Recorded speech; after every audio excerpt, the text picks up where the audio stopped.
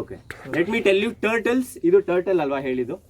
Turtle ಅದು completely ನೀರಲ್ಲಿರುತ್ತೆ, ಭೂಮಿ ಮೇಲೆ ಬರಲ್ಲ. They will not come on land. Tortoise ಅಂತೀವಲ್ಲ, ಬಿಗರ್ ಒನ್ 400 years ಬದುಕುತ್ತೆ ಅಂತ. Those guys will live on land, ಬರೀ ಲ್ಯಾಂಡ್ ಅಲ್ಲಿ, ನೀರಿಗೆ ಹೋಗಲ್ಲ, ನೀರು ಇಷ್ಟ ಇಲ್ಲ ಅದಕ್ಕೆ. ಇದನ್ನ ಟೆರಾಪಿನ್ಸ್ ಅಂತ ಕರೀತಾರೆ. ಇದಕ್ಕೆ ನೀರು ಬೇಕು, ಲ್ಯಾಂಡ್ ಕೂಡ ಬೇಕು. ಬಟ್ ಇವನ್ನ ನೀವು ನಾರ್ಮಲಿ ಪೆಟ್ ಶಾಪ್ಸ್ ಅಲ್ಲಿ ನೀವು ನೋಡಿರ್ತೀರಾ, ಕಾಯಿನ್ ಸೈಜ್ ಅಲ್ಲಿ ಮಾಡ್ತಾರೆ. ಸೊ ಕಾಯಿನ್ ಸೈಜ್ ಅಲ್ಲಿ ಇರುತ್ತೆ, 600 ರೂಪಾಯಿ ಜೋಡಿ, 700 ರೂಪಾಯಿ ಜೋಡಿ ಅಂತ ಮಾಡ್ತಾರೆ. This is called red year slider. Red year slider.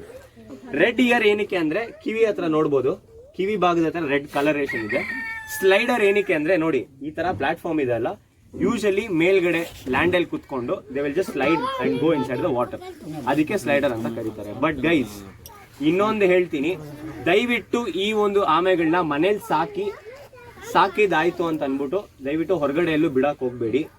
ಅಥವಾ ಕರುಣೆ ತೋರಿಸಿ, ನಮ್ಮ ಮನೇಲಿ ಚಿಕ್ಕ ಜಾಗ ಇದೆ, ಸಾಕಾಗ್ತಿಲ್ಲ, ಹೊರಗಡೆ ಇದ್ರೆ it will have it's life, ಜೀವನ ಸಾಗಿಸುತ್ತೆ ಅಂತ ಅನ್ಕೊಂಡು ಹೊರಗಡೆ ಬಿಡಕ್ ಹೋಗ್ಬೇಡಿ ದಯವಿಟ್ಟು. ಏನಕ್ಕೆ ಅಂತಂದ್ರೆ ಈ ಒಂದು ಪ್ರಾಣಿ ಹೊರಗಡೆ ದೇಶದಿಂದ ಬಂದಿರೋದು and one of the successful animals.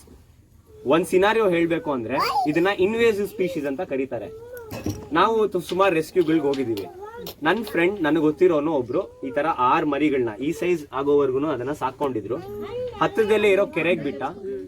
6 months ಆದ್ಮೇಲೆ we get A rescue call from that lake.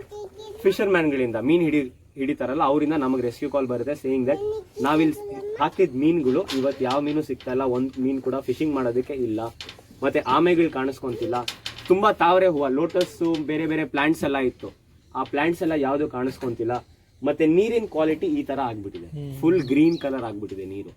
ಏನಕ್ಕೆ ಅಂತ ಕೇಳಿದ್ರು. And then we call BBMP. Full ನೀರ್ ಖಾಲಿ ಮಾಡಿಸಿ ಚೆಕ್ ಮಾಡಿದ್ರೆ ಅವನು 6 ಮರಿಗಳು ಬಿಟ್ಟಿದ್ದ. ಈ ತರ 6 ತಿಂಗಳಾದ್ಮೇಲೆ ವಿ ಫೌಂಡ್ 233 ಆಫ್ ದೆಮ್. 233 ಆಗಿದೆ.